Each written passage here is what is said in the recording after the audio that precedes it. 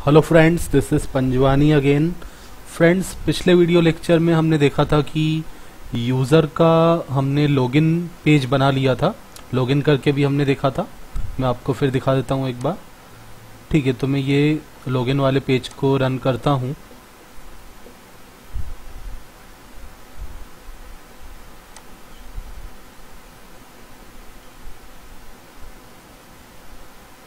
ठीक है, लेकिन पेज कौन सा ओपन हो रहा है? index.aspx वाला।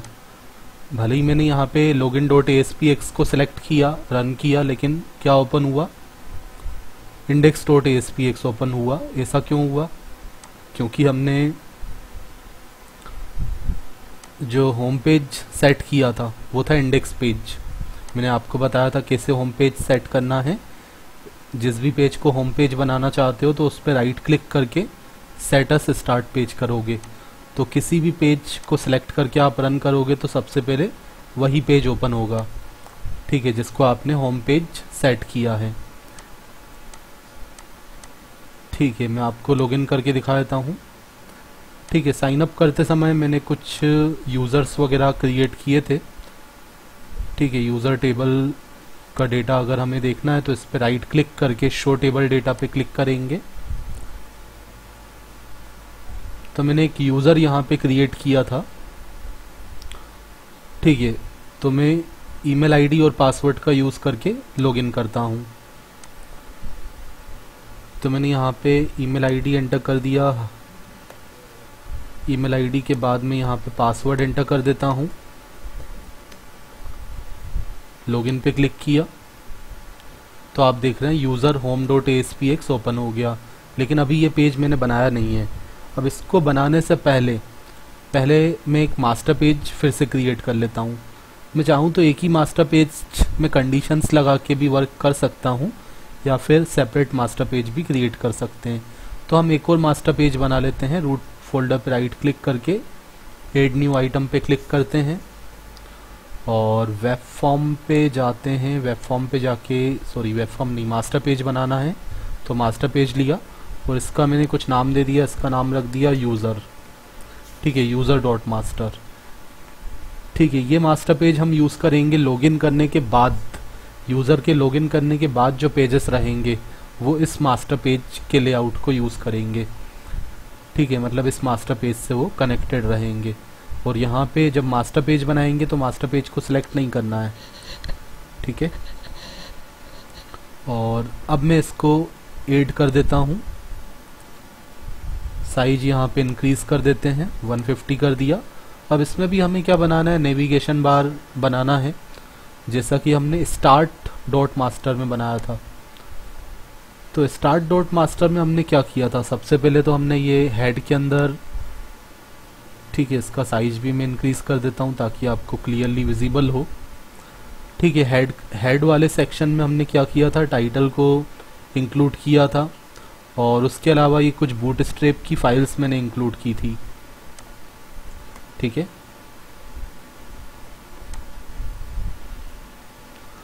तो यही सारी फाइल्स मैं यहाँ भी यूज़ कर लूँगा यूज़र डॉट मास्टर में। ठीक है, कहाँ पे? हेड के अंदर। तो हेड के अंदर ये जो टाइटल है, इस वाले टाइटल को हटा दिया और मैंने ये टाइटल यहाँ पे दे दिया नोट्स शेयरिंग साइट।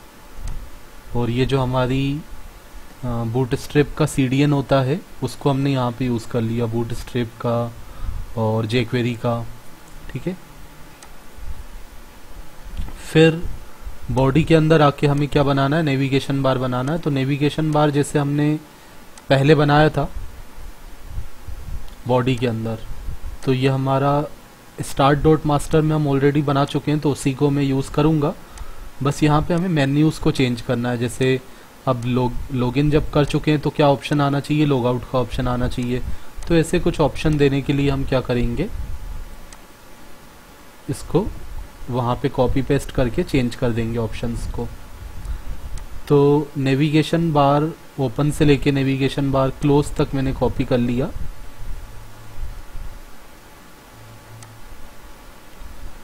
और कॉपी करके मैं इसको पेस्ट कर देता हूँ कहाँ पे? यूज़र डॉट मास्टर में। ठीक है, नेविगेशन बार एक बार मैं चेक भी कर लेता हूँ। यहाँ पे जो नेविगेशन बार था वो कुछ इस तरीके का आ रहा था।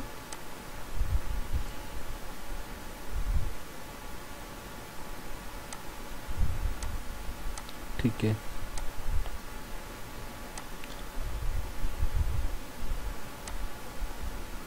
तो ये कुछ इस तरीके का नेविगेशन बार डिस्प्ले हो रहा है। तो ऐसा ही नेविगेशन बार हम बनाना चाहते हैं।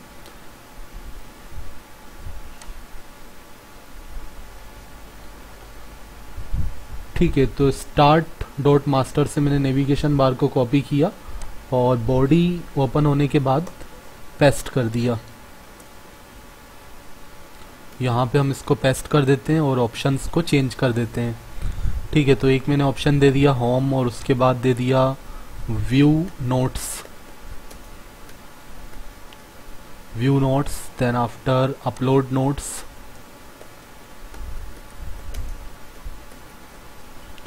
अपलोड नोट्स के बाद व्यू माय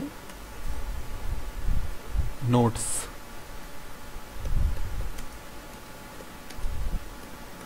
ठीक है, जो नेविगेशन बार अब दिखेगा यूज़र को लॉगिन करने के बाद, उसमें ये सारे ऑप्शन हम देंगे।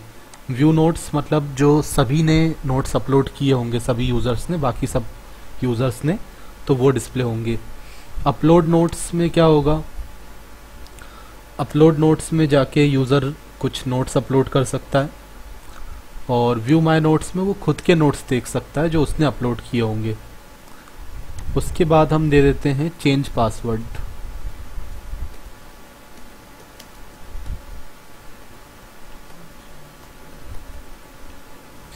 चेंज पासवर्ड के बाद मैंने दे दिया लॉग आउट।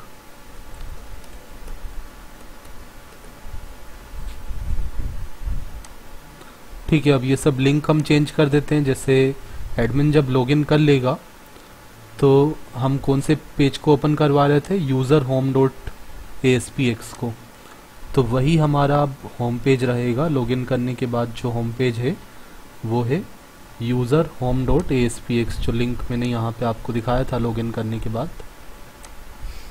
ठीक है, लॉगिन करते हैं।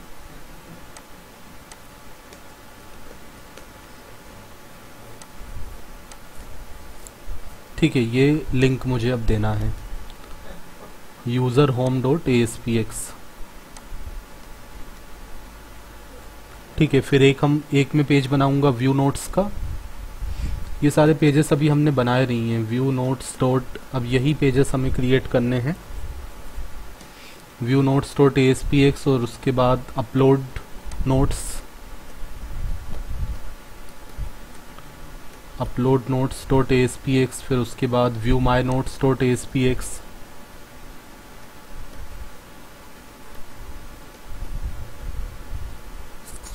ठीक है, फिर change password. Change password, user अपना पासवर्ड भी चेंज कर सकता है। और एक रहेगा लॉग आउट का पेज। ठीक है, इसको मैं सेव करता हूँ। अब मैं क्रिएट करता हूँ यूज़र होम डॉट ASPX सबसे पहले। तो रूट फोल्डर पे राइट क्लिक करके मैंने ऐड न्यू आइटम पे क्लिक किया और यहाँ से ले लिया वेब फॉर्म। इस बार मुझे वेब फॉर्म लेना है, मास्टर तो मैंने बना दिया है और इसका नाम मैंने दे दिया user home dot ASPX। Select करना है मास्टर पेज को, ऐड करना है और ये जो पेज रहेगा वो लॉगिन के बाद ओपन होगा। तो लॉगिन के बाद जो पेजेस खुलेंगे यूज़र के लिए उसको हम कनेक्ट करेंगे यूज़र डॉट मास्टर से। ठीक है, तो यूज़र डॉट मास्टर को सेलेक्ट किया, साइज इसका कर दिया 150। ठीक है, तो अब मैं आपको दिखाता हूँ यहाँ पे रिफ्रेश करके, यहाँ पे अपने आप नेविगेशन बार आ जाएगा जो हमने बनाया था यूज़र डॉट मास्टर में। ये सब ऑप्शन आ गए, view notes, upload notes, view my notes, log out. अब सबसे पहले मैं डिज़ाइन कर लेता हूँ, सबसे पहले मैं लॉग आउट का कोड लिखता हूँ। ठीक है, तो एक नया पेज मुझे बनाना पड़ेगा लॉग आउट डॉट ASPX।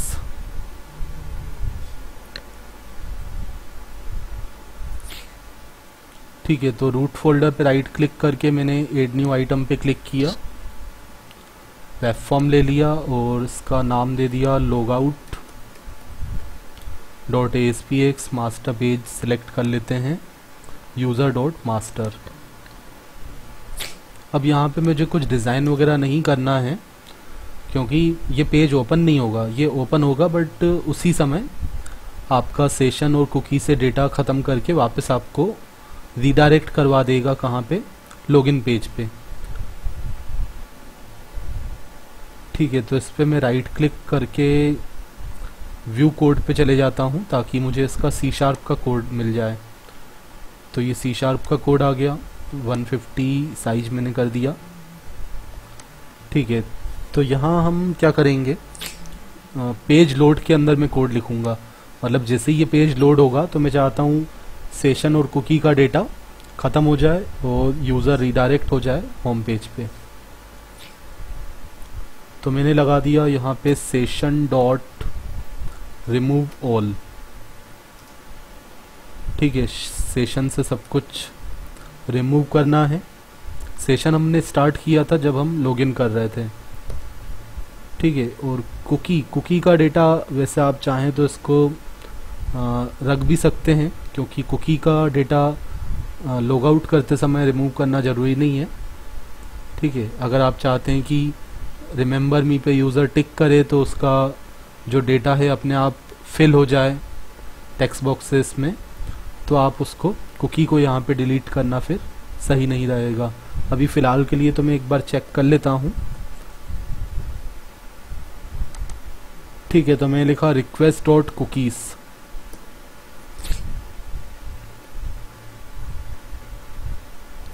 और यहाँ पे मैंने क्या किया, जो मेरा कुकी वेरिएबल मैंने बनाया था लॉगिन करते समय, मैं आपको दिखाता हूँ। लॉगिन करते समय हमने यहाँ पे ये कुकी वेरिएबल्स थे हमारे, login data, user ID, login data, password. तो इन सब को मुझे नल करना है, डिलीट करना है। और जितना टाइम मैंने यहाँ इंक्रीज़ किया था उतना मैं डिक्रीज़ कर दूँगा। तो request dot cookies, login data, user ID.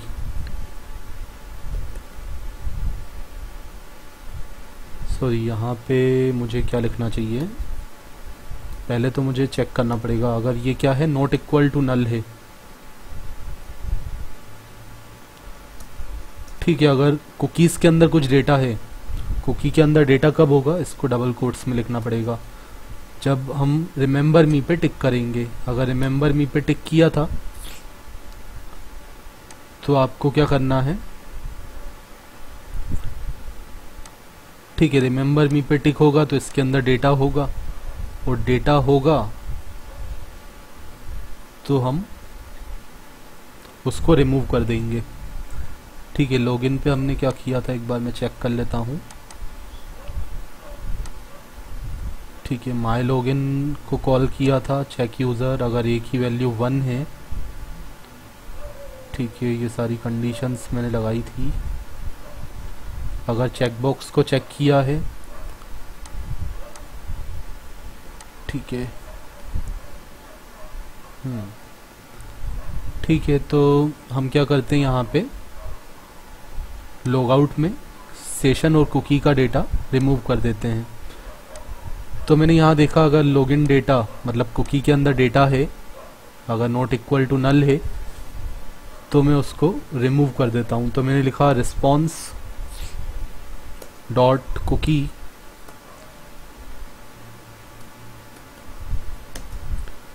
ठीक है, हमने लिखा response dot cookies login data, login data user ID. ठीक है, यूज़र आईडी में क्या था, ईमेल आईडी था, और उसको अब हमने नल कर दिया। इसी तरह मुझे यूज़र का जो पासवर्ड कुकी में मैंने स्टोर किया था उसको भी मैं नल कर दूंगा। और अब मैं चाहता हूं कि जो कुकी जो मैंने जितना टाइम इंक्रीज़ किया था उतना डिक्रीज़ हो जाए। कुकी को डिलीट करने का यही तरीका होता है, वैल्यूज़ को नल कर दो और जितना टाइम पीरियड आपने इंक्रीज़ किया था कुकी को क्रिएट करते समय उतना आप क्या करो, डिक्रीज़ कर दो। तो हमने लिखा रेस्पॉन्स डॉट कुकीज़ और कुकी का नाम मैंने दिया था login data L data dot expires. तो हमने यहाँ पे लिखा date time dot now, date time dot now dot add years.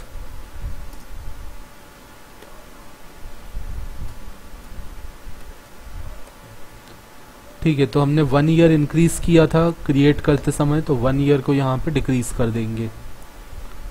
और डेट सेशन को रिमूव करने के बाद, कुकीज़ को रिमूव करने के बाद हम चाहते हैं कि यूज़र रीडायरेक्ट हो जाए इंडेक्स पेज पे। या तो इंडेक्स पेज पे रीडायरेक्ट करवा सकते हो, या तो फिर वापस आप उसको लॉगिन पेज पे रीडायरेक्ट करवा सकते हो। तो कैसे रीडायरेक्ट करवाओगे, या तो जावास्क्रिप्ट का यूज़ कर लो, या तो फिर आप रिस्पॉन्स डॉट रीडायरेक्ट का यूज़ कर सकते हो। रिस्पॉन्स डॉट रीडायरेक्ट, और पेज का नाम दे दिया मैंने। मैं चाहता हूँ रीडायरेक्ट हो जाए लॉगिन पेज पे। अगर आप इंडेक्स पे करवाना चाहते हैं तो इंडेक्स डॉट ASPX लिख दो, अदरवाइज आप लिख दो लॉगिन डॉट ASPX। तो ये आपके ऊपर है, जहाँ पे भी आपको रीडायरेक्ट करवाना है। सेव किया। अब मैं आपको लॉग आउट करके दिखाता हूँ। ठीक है, तो मैंने लॉग आउट पे क्लिक किया तो आप देखेंगे ये वापस यूज़र लॉगिन पेज आ गया। फिर मैं लॉगिन करता हूँ।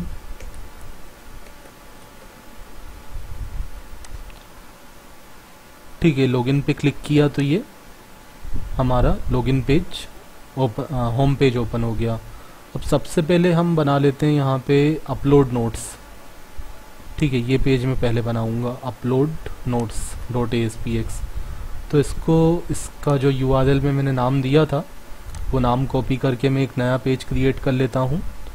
तो राइट क्लिक करके मैंने ऐड न्यू आइटम पे क्लिक किया और इसका नाम दे दिया upload notes dot ASPX। Web form मुझे लेना है, मास्टर पेज को सिलेक्ट करना है और यूज़र डॉट मास्टर यहाँ से लेना है, क्योंकि ये भी तो लॉगिन करने के बाद वाला पेज है। ठीक है,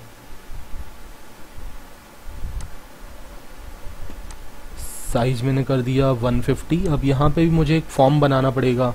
यूज़र क्या करेगा, जब नोट्स अपलोड करेगा तो वो फॉर्म को फिल करेगा, ब्रांच को सिलेक्ट करेगा, सब्जेक्ट बताएगा किस सब्जेक्ट के नोट्स हैं, नोट्स फाइल बताएगा।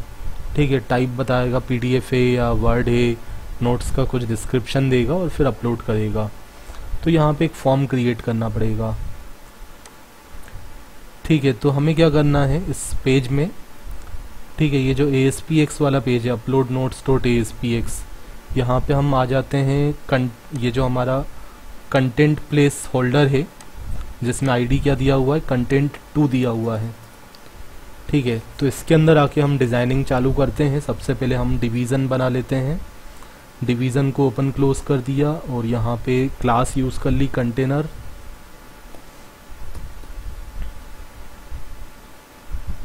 ताकि मार्जिन मिल जाए दोनों तरफ से, लेफ़्ट और राइट से। ठीक है, कुछ मार्जिन दे दिया ऊपर से, टॉप से मैं कुछ मार्जिन प्रोवाइड कर देता हूँ, तो मार्जिन माइनस टॉप। ठीक है, CSS का यूज़ कर लिया और 100 पिक्सल का दे दिया मार्जिन। अब मैंने यहाँ पे एक H2 टैग बना लिया, हेडिंग 2। हेडिंग 2 को क्लोज कर दिया और इसमें भी मैंने क्लास यूज़ कर ली कि जो भी मैं लिखूँगा वो सेंटर में आ जाए। तो क्लास लगा दी टेक्स्ट सेंटर। ठीक है, कलर दे दिया स्टाइल का यूज़ करके, CSS का यूज़ करके हम इसमें कलर प्रोवाइड कर देते हैं रेड। ठीक है, जो हेडिंग रहेगी रेड कलर में आ जाए। फ़ॉन्ट का कुछ स्टाइल दे देंगे।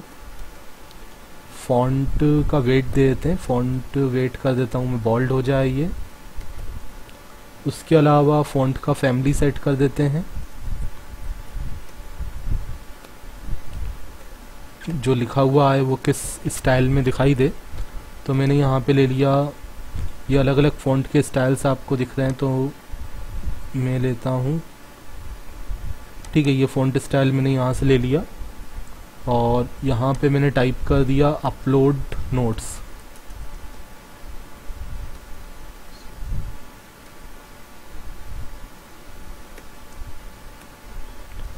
ठीक है, अपलोड नोट्स लिखा, सेव किया। अब मैं इतना रिफ़्रेश करके देखता हूँ क्या इफ़ेक्ट आया है। तो ये पेज तो क्रिएट हो चुका है, नेविगेशन बार यहाँ पे आ गया है, अपलोड नोट्स भी लिखा हुआ यहाँ पे आ गया। थोड़ा सा इसको ऊपर कर देते हैं, मार्जिन जो दिया है वो थोड़ा कम करते हैं, 80 कर देते हैं।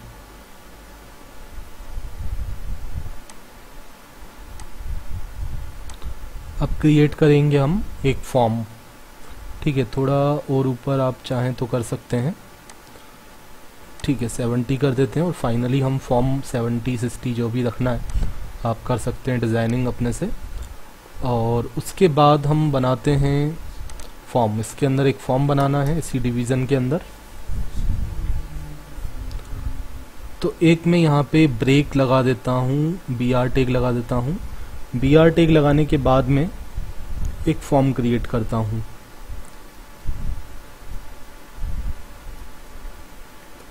तो मैंने यहाँ से लिया, फॉर्म टैग को ओपन किया, क्लोज कर दिया। फॉर्म टैग में हम मेथड स्पेसिफाई कर देंगे पोस्ट।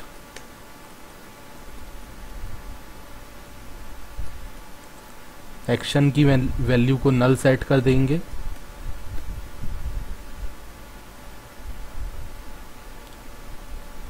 ठीक है, फॉर्म के अंदर कुछ लेबल्स और कुछ कंट्रोल्स रहेंगे। तो सबसे पहले मैंने यहाँ पे एक लेबल बना लिया, लेबल को ओपन किया, लेबल को क्लोज किया और यहाँ पे हमने लिखा ब्रांच।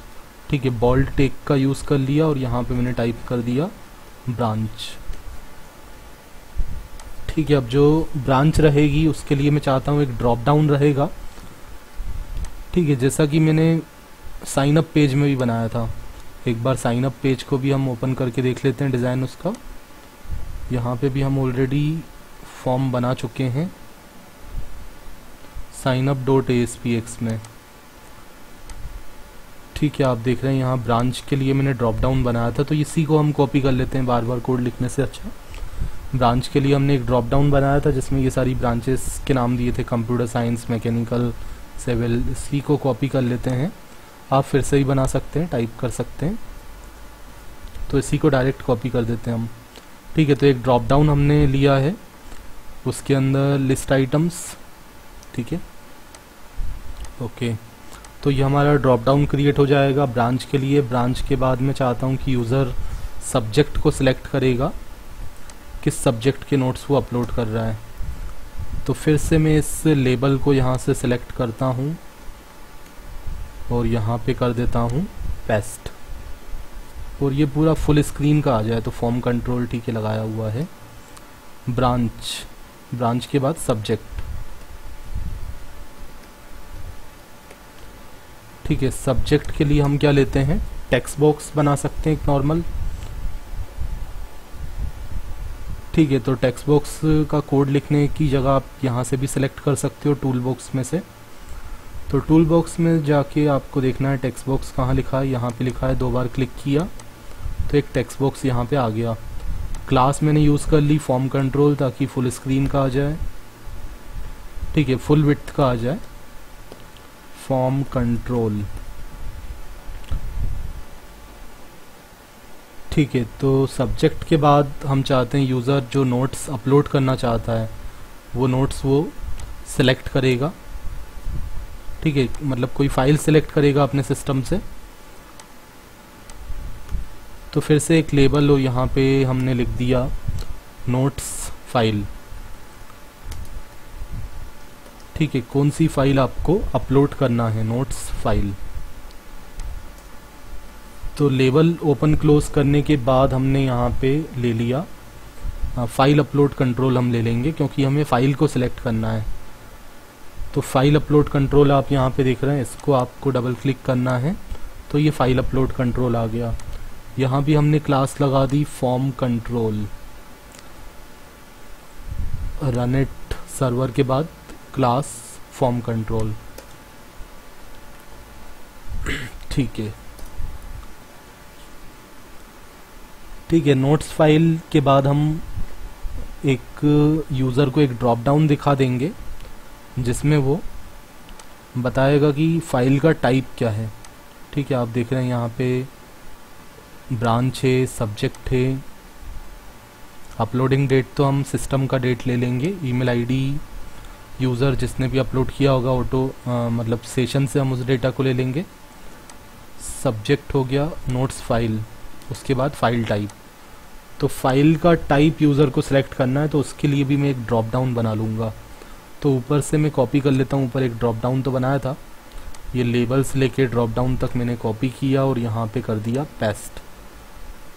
ठीक है, तो ये ड्रॉप डाउन लिस्ट 2 अपने आप इसका आईडी कॉपी पेस्ट किया, लेकिन ऊपर क्या था 1 था, यहाँ पे अपने आप ASP.NET आपके लिए कॉपी करके आपने जब कंट्रोल को पेस्ट किया तो उसका आईडी अपने आप चेंज कर देता है, 2 कर दिया उसने। ठीक है, तो यहाँ पे हमने ले लिया फाइल टाइप। फाइल का टाइप मैंने कुछ ऑप्शन दे दिए, PDF है या वर्ड है, ठीक है, मतलब डॉक्यूमेंट फाइल है या PDF है, ऐसे कुछ ऑप्शन दे दिए। तो हमने यहाँ पे लिखा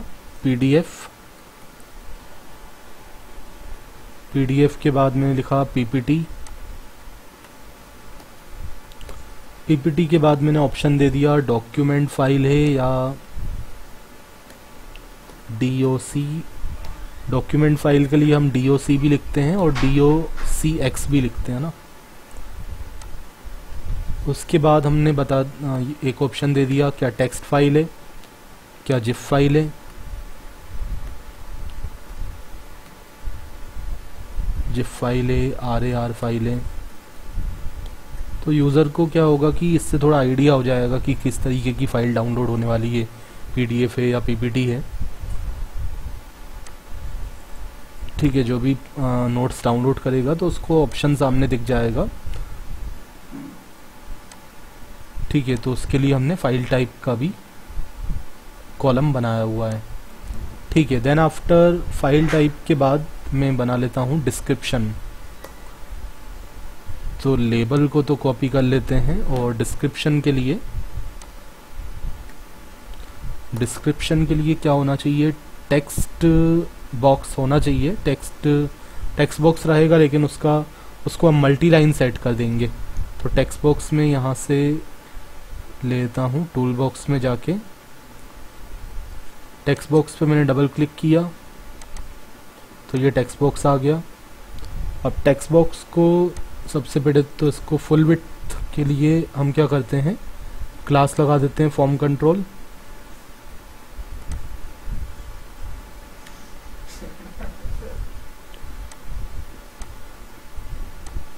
ठीक है, मुझे लगता है इंसर्ट का की प्रेस हो गया है मेरे से। ठीक है, ओके, क्लास फॉर्म कंट्रोल दे दिया और इसको मैं मल्टी लाइन बनाना चाहता हूँ।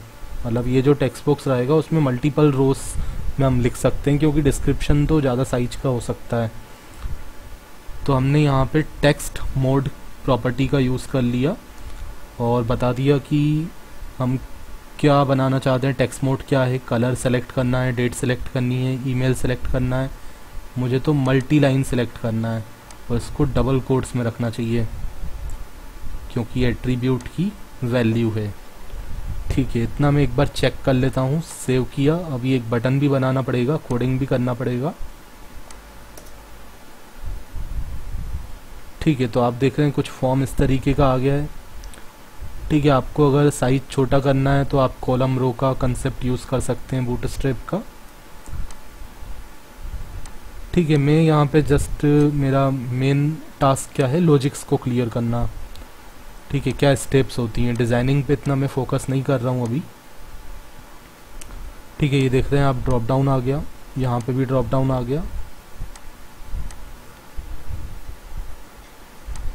ठीक है, उसके बाद फॉर्म को क्लोज करने से पहले मुझे एक बटन भी बनाना पड़ेगा। तो डिस्क्रिप्शन के बाद मैं यहाँ पे पहले तो एक ब्रेक टैग लगाता हूँ ताकि न्यू लाइन आ जाए, और एक बटन सेलेक्ट कर लेता हूँ टूल बॉक्स में जाके। तो टूल बॉक्स में जाके बटन कंट्रोल पे डबल क्लिक कर दिया। अब बटन पे जो लिखा हुआ है, तो बटन पे मैं चाहता हूँ बटन लिखा हुआ ना आए, बटन पे सबमिट लिखा हुआ आ जाए। और यहाँ पे क्लास यूज़ कर ली मैंने बूटस्ट्रैप की बटन का, ताकि कलर चेंज हो जाए। तो बटन प्राइमरी को मैंने ले लिया। ठीक है, बटन डेंजर में टाइप करना पड़ेगा मुझे, प्राइमरी। ठीक है, बटन प्राइमरी, और उसके बाद हम इस पे कोडिंग करेंगे बटन का। तो इसको सेव करते हैं। अब इसका डिज़ाइन विंडो पे जाके हम देखते हैं ये जो बटन है उस सॉरी सबमिट की स्पेलिंग गलत हो गई है, ठीक है, सबमिट, ठीक है। डिज़ाइन विंडो पे जाके ये जो मेरा बटन है उस पर मैं 2 बार क्लिक कर दूंगा तो ये C# का कोड आ जाएगा, ठीक है। अब इस बटन के ऊपर मुझे कोड करना है।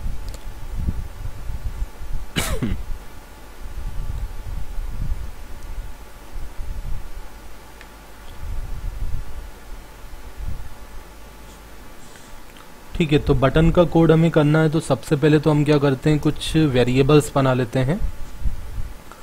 तो बटन के ऊपर मैंने कुछ वेरिएबल बना दिए स्ट्रिंग टाइप के, string email ID, comma, uploading date. Email ID मतलब कौन अपलोड कर रहा है उससे वो पता चलेगा, तो ईमेल आईडी में वो डेटा हम रखेंगे। और अपलोडिंग डेट भी रहेगा, कब नोट्स अपलोड हुए, अपलोडिंग डेट, ठीक है। अपलोडिंग डेट के बाद ब्रांच रहेगा, ब्रांच के बाद सब्जेक्ट भी रहेगा, सब्जेक्ट के बाद फाइल भी रहेगी, फाइल का टाइप भी रहेगा। तो एक वेरिएबल बना लेता हूँ नोट्स फाइल, देन आफ्टर मैं बना लेता हूँ फाइल का टाइप, और उसके बाद डिस्क्रिप्शन, डिस्क्रिप्शन के बाद रहेगा स्टेटस भी एक बनाएंगे हम, ठीक है। स्टेटस पेंडिंग है या शुरू में तो पेंडिंग ही रहेगा, ठीक है। तो ये सारे वेरिएबल्स बना दिए। बटन का कोड भी मुझे लिखना है, ये तो वेरिएबल्स बनाए हैं। ये मैंने वेरिएबल्स कितने बनाए, जितने मैंने कॉलम्स बनाए हैं इसके अंदर। आप देखेंगे ये आईडी को छोड़ के बाकी सारे जो कॉलम्स के नाम दिख रहे हैं वही नाम तो मैंने यहाँ पे दिए हैं वेरिएबल्स के नाम में, ठीक है। सो फ्रेंड्स, इसका बटन का कोड मैं आपको बताऊँगा नेक्स्ट वीडियो लेक्चर में। मिलते हैं नेक्स्ट वीडियो लेक्चर में, तब तक के लिए bye bye and thank you so much.